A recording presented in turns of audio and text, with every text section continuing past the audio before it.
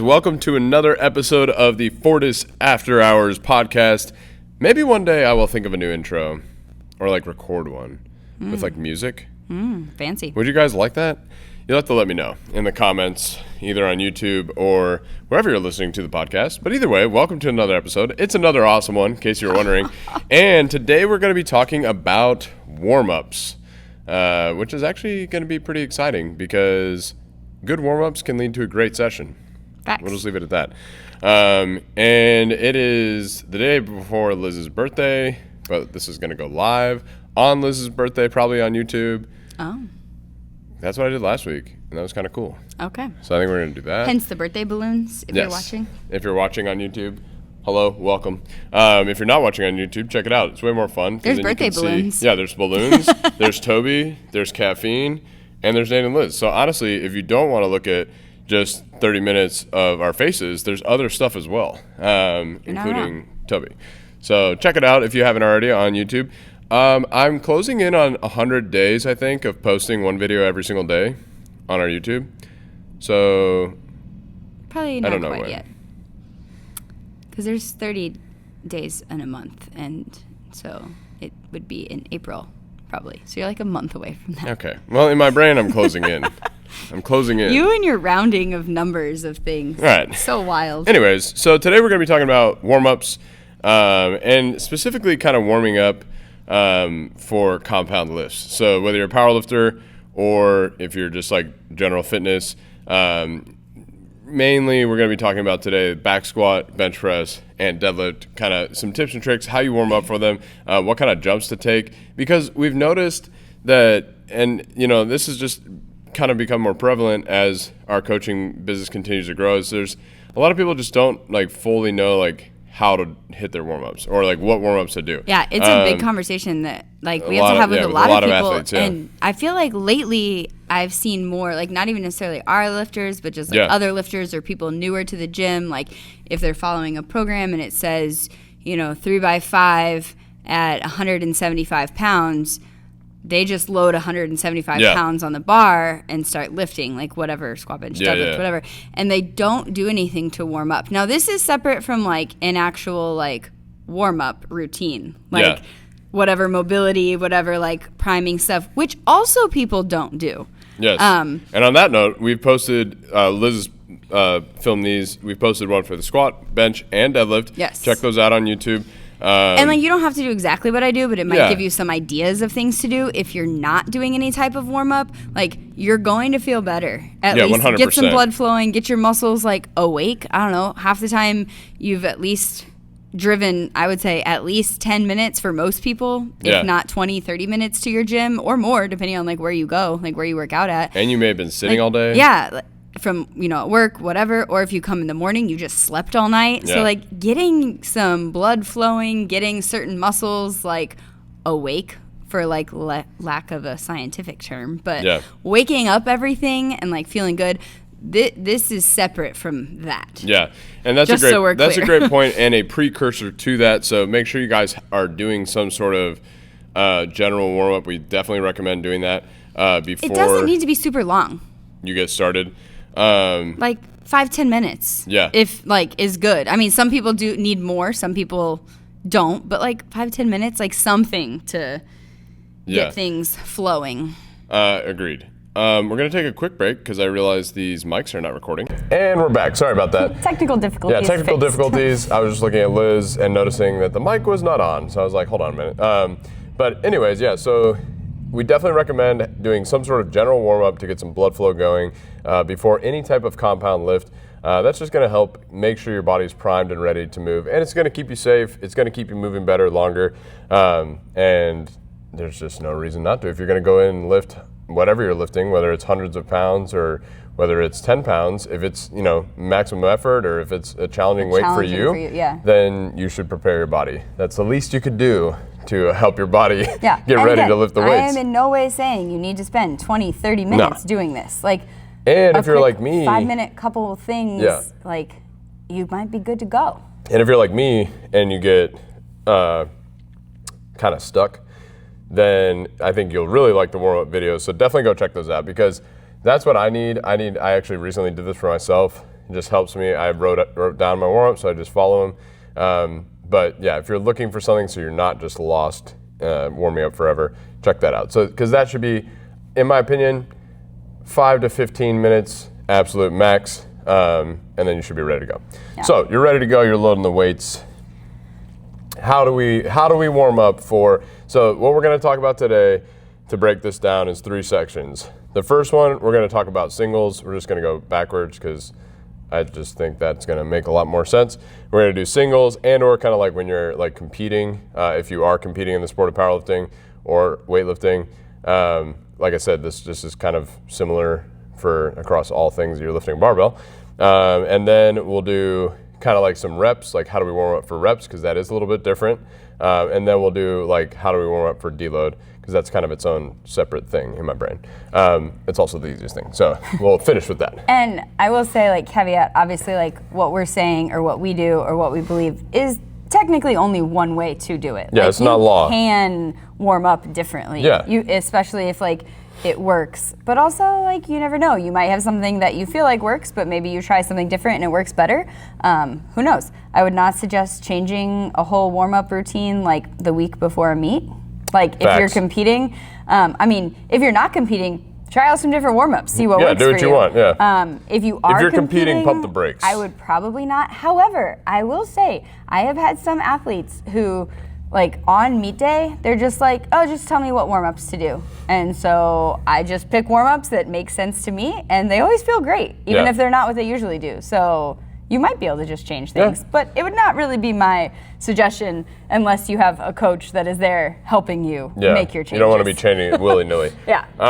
So for singles and or on meet day, I think the first thing is you got to understand like the point of these kind of warm-ups. Like once you've already warmed up the body, so you're still warming up your body a little bit, but I would say more the warm-ups leading up to a single is to really help prime your nervous system to like be prepared to lift a heavy load. Of course, you want to also make sure that you're like tracking in the right spot. That's a big thing. I see a lot of people, they lift the bar one way and they lift like, let's just say 300 pounds a completely different way. And that is not what you want to do. This is something that I struggled with immensely when I first started like barbell sports, if you will, both weightlifting and powerlifting. And ironically, my coach for weightlifting is really who helped me realize the importance of moving a barbell extremely well, not just like, okay, like extremely well. And then I carried that over into my powerlifting journey and it's been super helpful. So that's the first one, is the bar. Make sure you are moving the bar very well. Some people don't even do the bar though. We just throw weight on the bar. Well, for some things I do that, which I guess we'll go over. But yeah, so we'll go with squats. And you know, the first thing, I'm generally always doing just a bar. A couple times here and there I'll go heavier. I pretty much, for like any lift, would recommend, like for a squat, bench, or deadlift, doing the bar unless it's sumo. That would be the only thing that I would suggest, like starting with any type of weight for. Yeah, with a plate or something. Yeah, I agree. Definitely start with a bar, or if you're starting with sumo and it's like a lighter weight, you want to move that like, you know, as good as possible. I mean, these should be some of your best reps. Like I said, for the life of me, I don't understand just kind of willy-nilly. Now, I will say on both squat, on really all three, squat, bench, and deadlift, I think there's room for, I would call kind of like heating up reps, if you will, which maybe are a little, I'm not gonna say sloppier, but they're not necessarily like your actual lifting form. It's more just kind of getting some blood flow to the area. So some people I've seen, like some really big squatters and deadlifters, do this with the empty bar for their warm-ups. Me personally, I do it for bench. So I do like 2 bar warm-ups for bench. The first one, I just kind of get on the bar and I do 10 wide, 10 normal, 10 narrow grip. And I don't really, sometimes I don't put my feet down. I'm like flat back, like it's not really touching where it usually touches. It's literally just to kind of get some blood flow generally to that area. But then I do a second set and then I move that bar just like I would my top set. So that's step 1. Move the barbell and or if you're doing sumo, you know, a lightweight, very, very well. From there, how do we pick our first warm-up?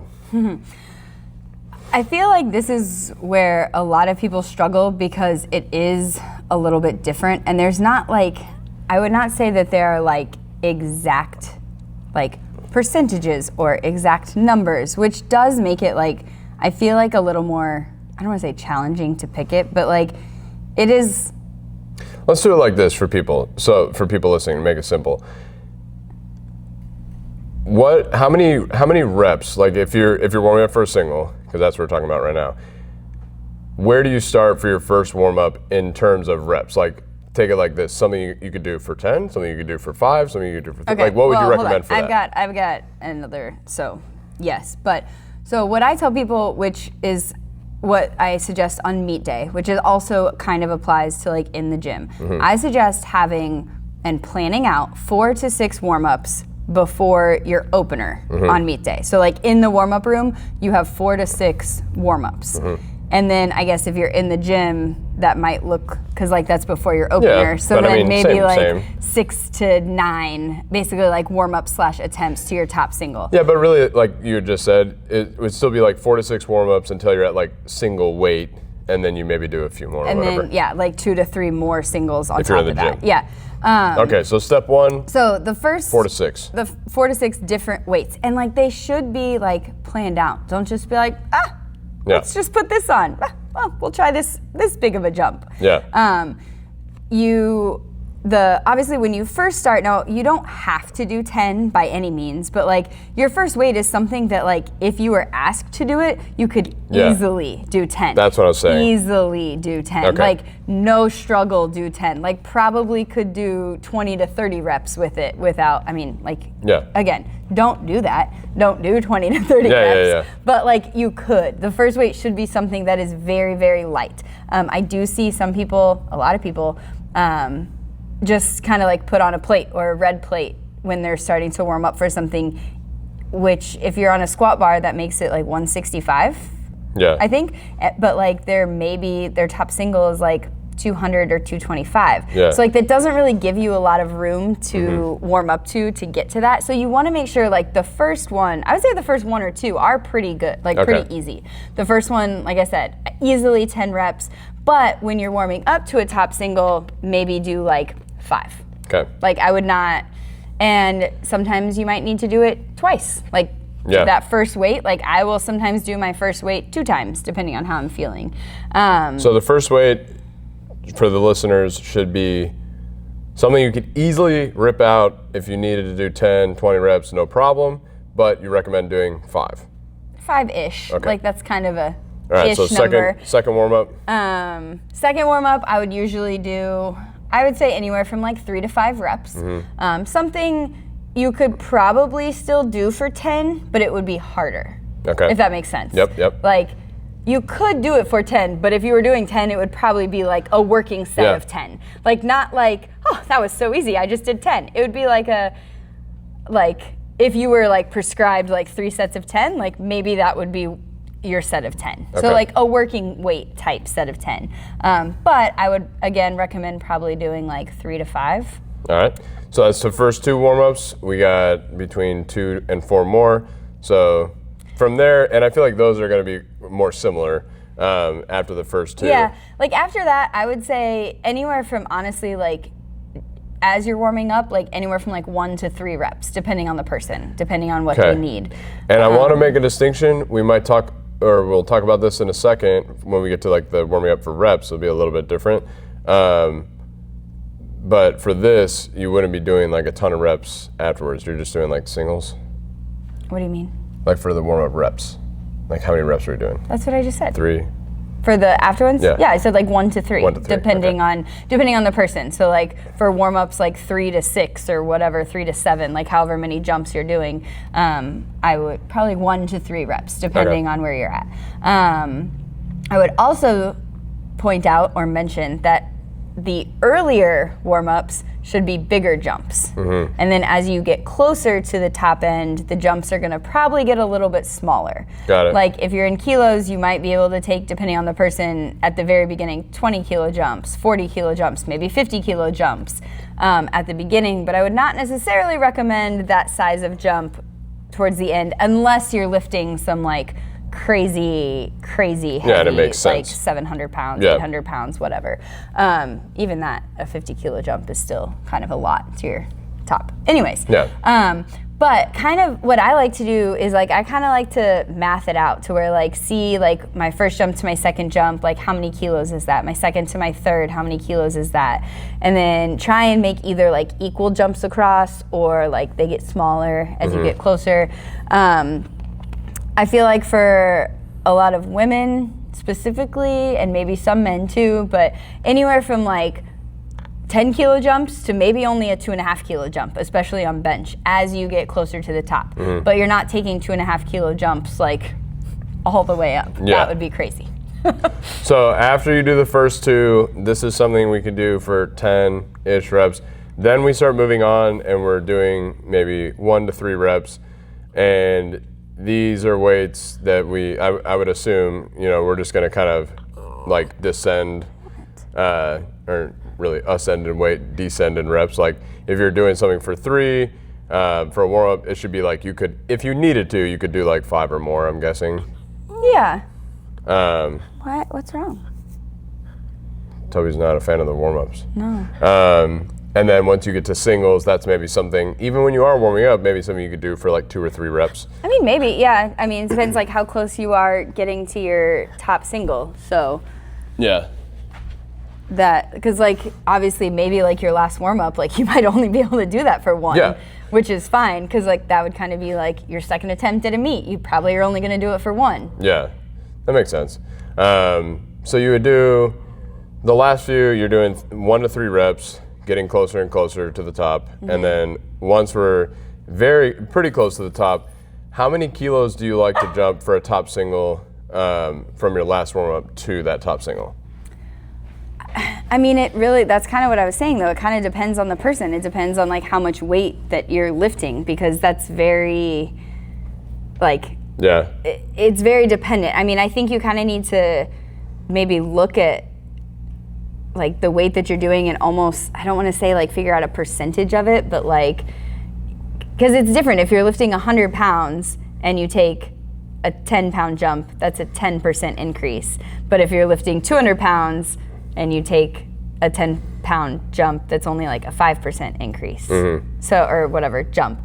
So I think like that kind of makes a difference. Like the more weight that's on the bar, a little bit bigger of a jump you can get away with. Okay. So like specifically on bench, I would say those are gonna be the smaller jumps, like maybe 2.5 to 5 kilos, depending on the person.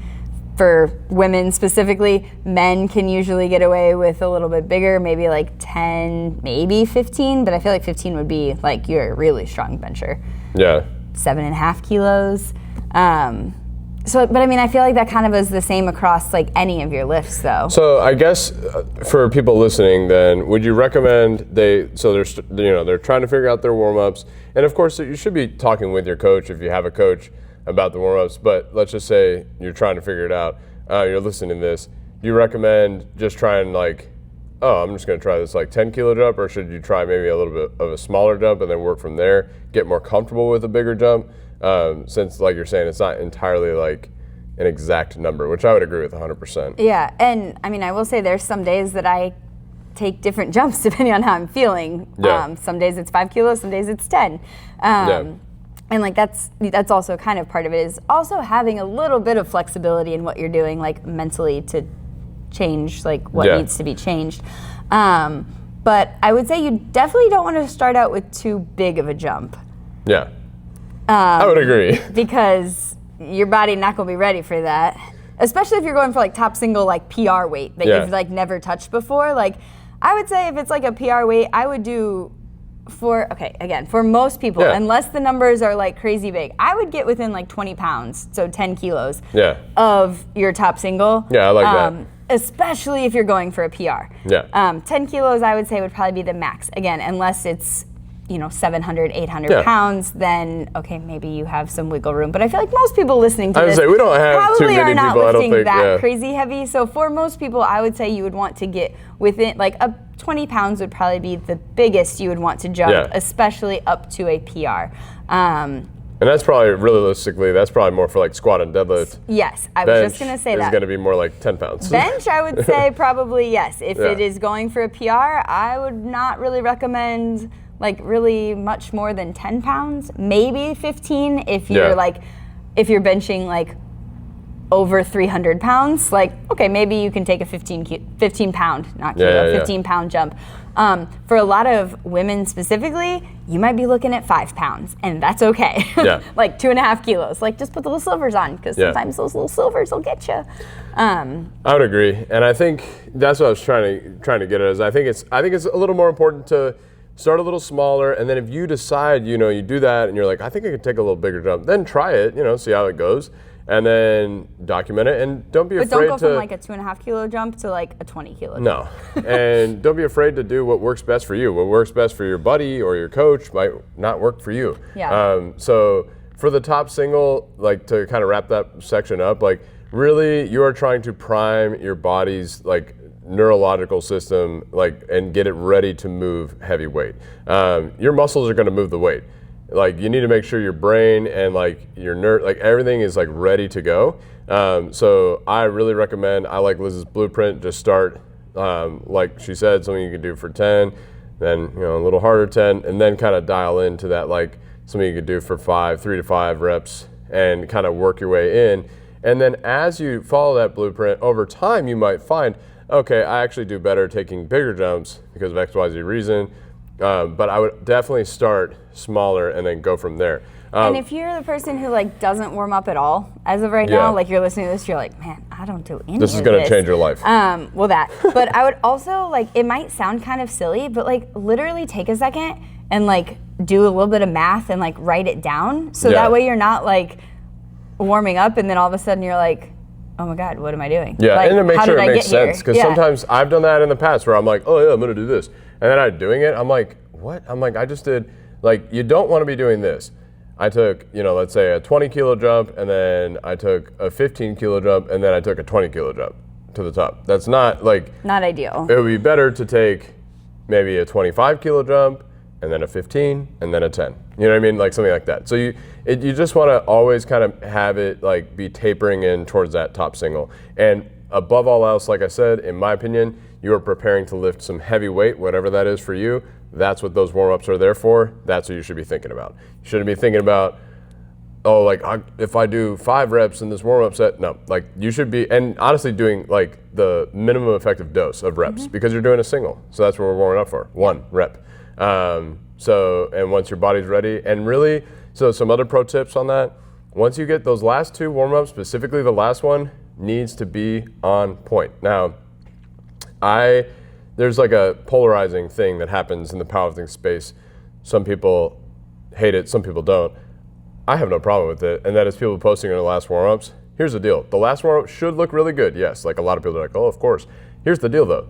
A lot of people don't really pay attention to the last warm-up. So I actually kind of like that it brings attention to it. It's like, hey, yeah, like, let's see that last warm-up, because as a coach, you know, I can tell you a lot about what a lifter's about to do based off their last warm-up. And I'll tell you also, especially game day, you want me to load something on the bar? That shit's got to move good. Like, I don't want to be like, I'm not going to, you know, put this crazy push attempt if it's like, oh, I can do it on the next one. No, like, you need to show me that we're ready to go on that earlier one. So making sure that last warm-up is locked in is actually, I think, some really good advice. So really treat that like it is your top single, and then move it really well, and then you're going to be feeling fantastic and confident in going to the top single. Or if you have a bad day, we're a little off, and you feel, man, that was really heavy, well, then maybe we adjust for the top. Maybe that is your top. Who knows? Like, if you're having a real bad day, it happens. It's happened to me and Liz. You know, it happens. Has it happened to you, Toby? Apparently. But yeah, like, that happens, and if you know, you need to adjust, you can adjust based off how that last warm-up moves. So I actually am a big fan of, like, focusing on the last warm-up, bringing attention to the last warm-ups. Yeah. All right, moving on. How do we warm up for reps? This one's a little quicker. So, I mean... if I'm doing 3 sets of 10, do I do sets of 10 all the way up to my 3 sets of 10? So, I do not recommend that. Okay. But there are some people that like to do that. And it is extra volume. Like, if you want to get down to it, like, especially sets of 10, you're just really, that means you're definitely in just like a volume phase, and maybe you just want the volume. So like, you can do that, but also know that you will probably be a little more fatigued when you get to the top. Yep. So I personally do not do sets of 10 when I'm warming up. Even if I'm doing like a top set of 5, I don't even do 5s all the way up to my top set of 5 or 3s or whatever. I honestly warm up fairly similarly, especially if I have a top set of like a heavy set of 5 or a heavy set of 3, whatever. I do warm up fairly similarly as I do for a top single. Whereas like my first rep is, like my jumps are pretty similar. Obviously they stop a lot sooner than if I have a top single. But like the first one I'll probably do like 5 reps, and the second one I'll probably do about 3. And then it's probably gonna be 1 to maybe 2, just so I can like, it's kind of a similar reason though, like feel the weight, get accustomed to it, but then be ready to use your energy on that top set of 3 or 2 or 5 or 7 or whatever your top set is. Like, you do want to like, whatever, feel ready for it, but also not waste energy. I agree. So and I think, and that's kind of what I wanted to bring up, because I think it's interesting because, so the main difference is when you're working up to some reps, to some volume, this is sub-maximal weight, for sure, like guaranteed. When you're working up to a top single, this might be maximum weight. So you need to know in your brain, okay, like even though I'm only doing 3, I'm gonna be doing a set of 5 and I'm gonna be fine, because you're warming up to it, you should be good. Now, like you said, I usually warm up pretty similar. Sometimes I will do a few more reps, just to kind of get, but depending on what I'm very going to, rarely, at least as I've gotten like older in my powerlifting career, lifting career in general, like I don't usually ever do the actual amount of reps until that is the first set of that. Like I usually do a little bit less than that. But I do think sometimes, especially like newer lifters, I think you can get away with that because you're constantly getting stronger. Your max really isn't your max, and you can do a little bit more. Plus, gives you kind of some bonus reps to like really lock in that form. Yeah, and I think too, like, it might be a little bit different if you're doing like 3 sets of 5 or 5 sets of 5 or 5 sets of 3, because you're trying to do like, that's more just kind of like a cross volume, maybe, or maybe you'll do ascending volume, like just depends on the coach. So like those, maybe you are getting a little more, like doing more reps as you're going, just because that's kind of like almost part of the program. Versus like if you're doing a top set of something, I feel like that's also a little different. Does that make sense? Agreed. Okay. No, agreed. Like if I'm going top set of reps, I'm definitely not doing those amount of reps. If I'm doing a cross, which is a stimulus that we do sometimes and we program sometimes, and some coaches will program that every time, then I would say, and sometimes I like to do ascending. It's also less warm-ups. That's the other thing. Sometimes I like to go, we talked about ranges last week. Sometimes I like to ascend within my range and consider like the first set or second set, maybe some of my warm-ups. So I like to do that as well. So for reps, that's mainly what I wanted to touch on, was just the fact that like, you don't want to be doing like extra, like crazy amounts of volume. Like we were saying, if you're newer, you can definitely get away with it. But as you continue to mature as like an athlete, whatever the weight you're lifting, it doesn't really matter. I think you can, you do want to, again, prime your body, get it ready to move the weight. That is the point of warming up. And then move the weight for whatever is required of that day. Okay, so last but not least, I think this might be the most important one, because it's deload week. I'm chilling. I'm just coming in. I'm coming in the slides. No knee sleeves for me. I don't even, where's my belt? I don't know. You gonna die. And I, usually do all these warm-ups. I'm just doing one. I'm going straight to it. So what do I do on deload week? The same thing you've been doing. Bingo. So that's the thing, man. Like, I don't know. I feel like people on deload week, they're like, all right, I'm doing everything different. Well, I think the problem is, like, because it's lighter, people just don't take it as seriously. But then it feels terrible because they didn't take it as seriously. And then don't do that. It sucks because then your deload week, which is supposed to be like light and easy, feels terrible because you didn't warm up, or you didn't actually like wear your knee sleeves, or whatever it is that you would normally do. You didn't do your pre-lifting warm-ups. You just came in and got under the bar. I was doing some coaching videos earlier, and someone posted their deadlifts from this week, and it was deload deadlifts, And I know like this person is like super fatigued, has been working crazy hours, like all this stuff, but like she hit those with like the same intensity that like she would hit them like a normal week of deadlifts, and they moved so good, which is what you want. Like you want the deload lifts to move really, really good. And like you can see that she still brought like intensity to it and still tried, versus just like, oh man, I'm tired, I'm gonna pick this up now. And then it's way slower because there was no intensity.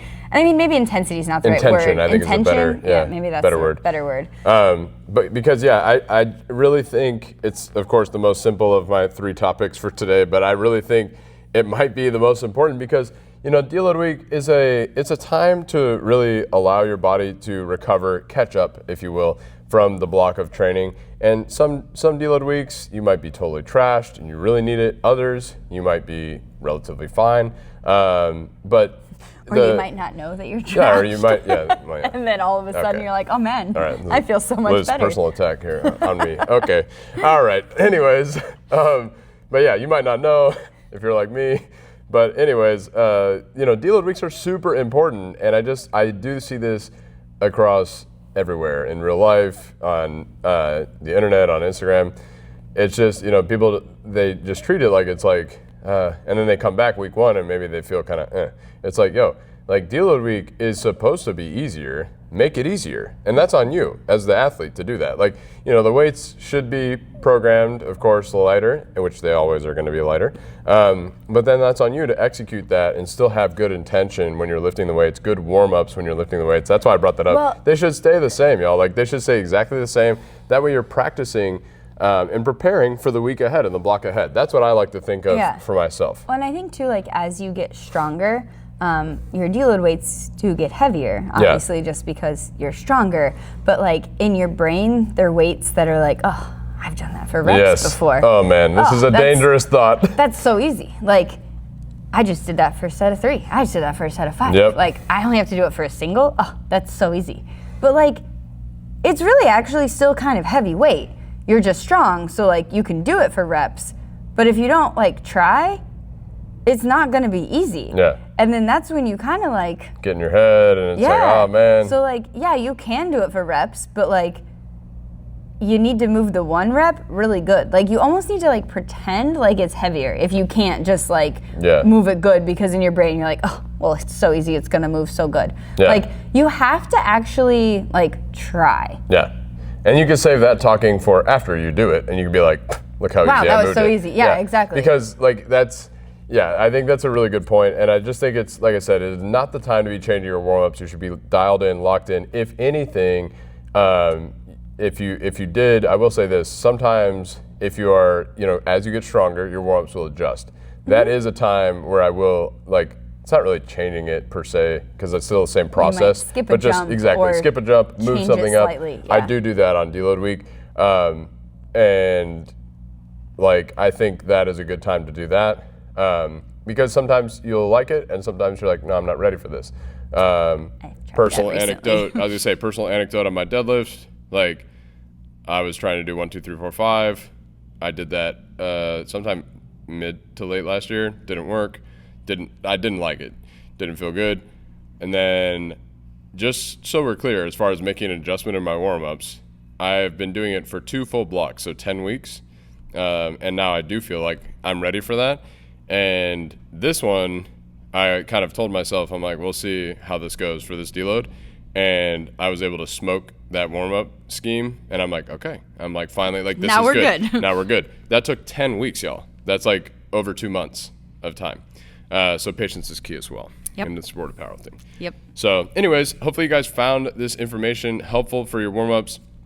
If you have any questions specifically, for your specific weight, because like we said, a lot of this stuff, it is kind of dependent. I'm really good at making warm-up jumps for people. Liz is, and good at making little warm-up charts. So hit us up. You compete with our team, you're going to be getting all your warm-ups from me ready to go ahead of time. Yeah, Liz has everything dialed in, including warm-ups. Hopefully you guys found this informational, helpful, and try some of this stuff out in your next session. This is kind of some of the information that is nice and plug and play. you're just going to be able to, I mean, if you're doing the stuff we talked about, you're going to have a better session. If you're not doing any warm-ups, you're definitely going to have a better session. You're going to be feeling good. So, but yeah, if you have other questions, let us know. And thank you guys so much for listening to the podcast and following along on our journey on YouTube and Instagram. And we'll see you guys in the next one. Peace. Bye.